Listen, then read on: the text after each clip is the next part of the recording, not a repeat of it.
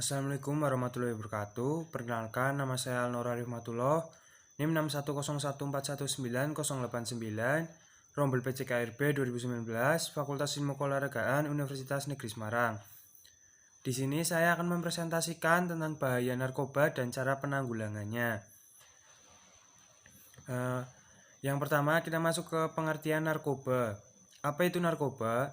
Narkoba adalah zat atau obat baik yang bersifat alamiah, sintetis maupun semi-sintetis yang menimbulkan efek penurunan kesadaran, halusinasi, serta daya rangsang.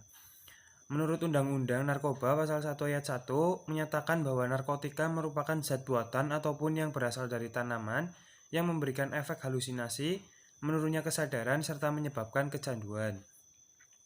Obat-obatan tersebut dapat menimbulkan kecanduan jika pemakaiannya berlebihan. Pemanfaatan dari zat-zat itu adalah sebagai obat penghilang nyeri serta memberikan ketenangan. Namun penyalahgunaannya dapat dikenai sanksi hukum yang berlaku di Indonesia. Selanjutnya, dampak dari penggunaan narkoba. Ada beberapa dampak yang ditimbulkan dari penggunaan narkoba, yaitu dehidrasi, menurunnya tingkat kesadaran, gangguan kualitas hidup, halusinasi, dan kematian.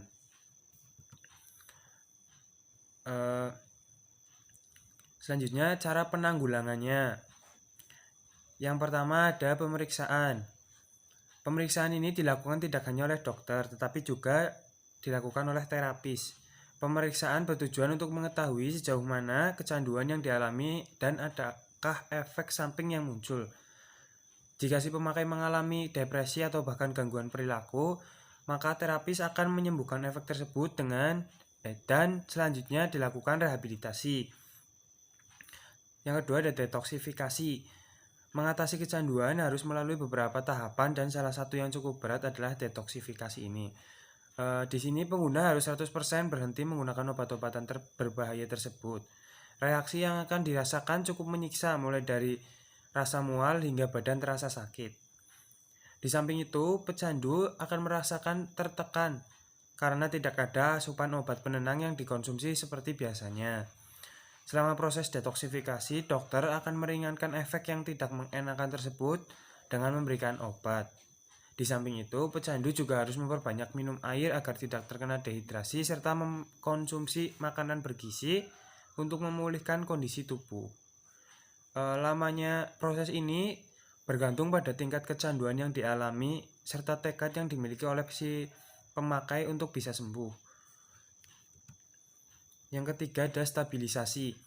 Setelah proses detoksifikasi berhasil dilewati, selanjutnya dokter akan menerapkan langkah stabilisasi. Tahapan ini bertujuan untuk membantu pemulihan jangka panjang dengan memberikan resep dokter. Tidak hanya itu, pemikiran tentang rencana ke depan pun diarahkan agar kesehatan mental tetap terjaga dan tidak kembali terjerumus dalam bahaya obat-obatan terlarang. Selanjutnya, pengelolaan aktivitas.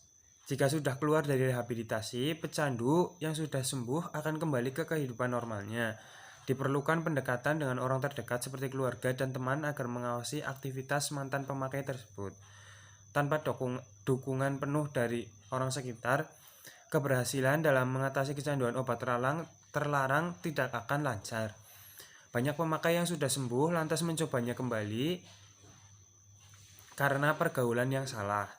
Karena itulah pengelolaan aktivitas sangat penting agar terhindar dari pengaruh negatif. Selanjutnya, layanan rehabilitasi BNN. Untuk mengatasi masalah kecanduan obat-obatan terlarang, Badan Narkotika Nasional atau lebih dikenal dengan BNN ini membuka layanan rehabilitasi yang dinamakan Balai Besar Rehabilitasi yang berlokasi di Bogor. Pecandu atau penyalahguna narkoba ini akan dipulihkan sepenuhnya baik dari segi fisik maupun mental. Diharapkan setelah keluar dari Balai Besar Rehabilitasi ini, mantan pecandu bisa hidup normal seperti sedia kala dan tidak menggunakannya kembali. Layanan yang disediakan oleh Balai Besar ini cukup menyeluruh, tidak hanya untuk penyembuhan fisik dan mental tetapi juga kerohanian. Beberapa layanan diantaranya itu ada rehabilitasi medis. Rehabilitasi secara medis meliputi detoksifikasi, pemeriksaan kesehatan, penanganan efek buruk dari penyalahgunaan narkoba, psikoterapi, rawat jalan, dan lain-lain. Selanjutnya ada rehabilitasi sosial. Aktivitas yang dilakukan pada tahapan rehabilitasi ini meliputi seminar, konseling, individu, terapi kelompok, static group, dan sebagainya. Yang ketiga ada kegiatan kerohanian. Tahapan ini bertujuan untuk mempertebal mental pecandu agar semakin kuat mempertahankan niat untuk sembuh dari kecanduannya. Yang keempat, peningkatan kemampuan. Kegiatan di lembaga rehabilitasi juga diisi oleh aktivitas positif. Salah satunya adalah mengasah skill yang dimiliki oleh pecandu agar rasa tak enak karena tidak mengkonsumsi obat-obatan bisa teralihkan. Selain layanan-layanan yang disebutkan di atas, disediakan juga konseling untuk keluarga, terapi psikologi, hiburan, rekreasi, dan sebagainya. Semua layanan dan fasilitas yang diberikan oleh Balai Besar Rehabilitasi BNN ini tidak dipungut biaya sama sekali, kecuali penyediaan keperluan yang bersifat pribadi. Pendaftaran pun semakin dimudahkan, yaitu dengan bisa melalui media online atau bisa datang ke instansi kesehatan terdekat. Mungkin cukup sekian presentasi dari saya.